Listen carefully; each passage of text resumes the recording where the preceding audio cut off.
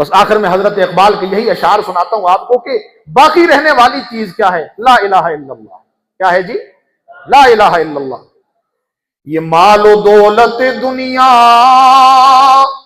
یہ رشتوں پہ وند، یہ مال و دولت دنیا، یہ رشتوں پہ وند، بتان وہم و گما، یہ سارے خیالی بت ہیں. دنیا کے مال و اسباب، دنیا کا بینک بیلنس، دنیا کی ضروریات، دنیا کے بکھیڑے، یہ سارے کے سارے خیالی بت ہیں، ان کی کوئی حیثیت نہیں ہے. یہ مال و دولت دنیا، یہ رشتوں پہ وند، بتان وہم و گما، باقی رہنے والی چیز کیا ہے؟ لا الہ الا اللہ، لا الہ الا اللہ، لا الہ الا اللہ، لا الہ الا اللہ. یہ دور اپنے ابراہیم کی تلاش میں ہے، یہ دور اپنے ابراہیم کی تلاش میں ہے. صنم کدا ہے جہاں، ستم کدا ہے جہاں، لا الہ الا اللہ، لا الہ الا اللہ.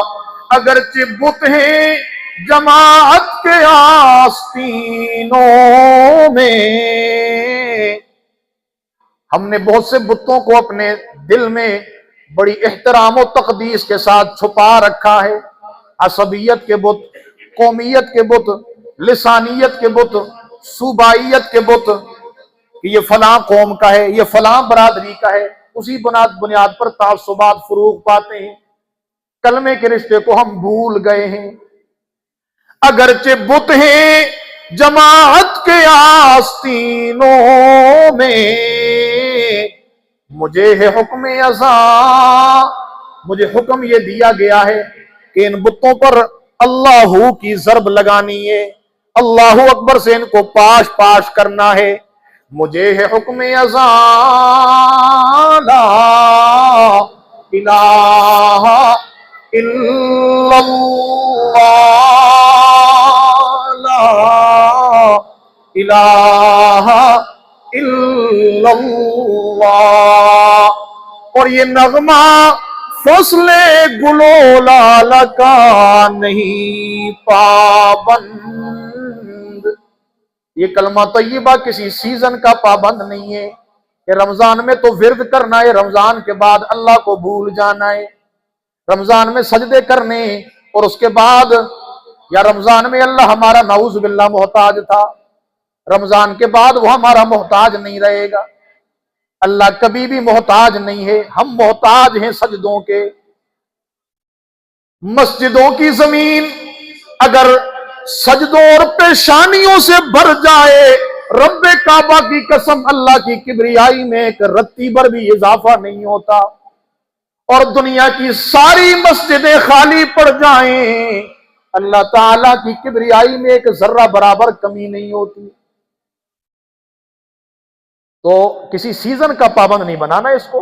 یہ کلمہ طیبہ کا ورد، یہ نمازیں، ذکر و اذکار، یہ رمضان میں، غیر رمضان میں، ہر موسم کے اندر یہ ہماری روحانی غذا ہے.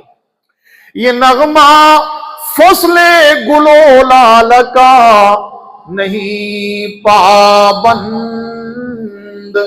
بہار ہو کے خزاں،